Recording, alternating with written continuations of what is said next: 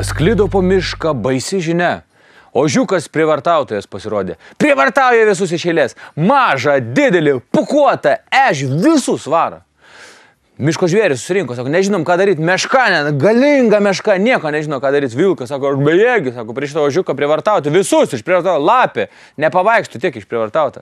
Nusprendė kreiptis į Slibiną. Nueina pas Slibiną, sako, Slibinė, padėk mums.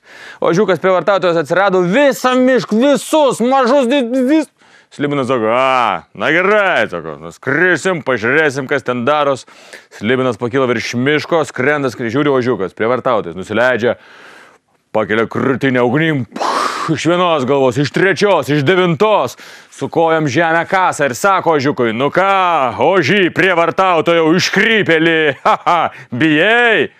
Ožiukas stovi ir sako, nu jo, bijau, tokio didelio dar nedulkinau.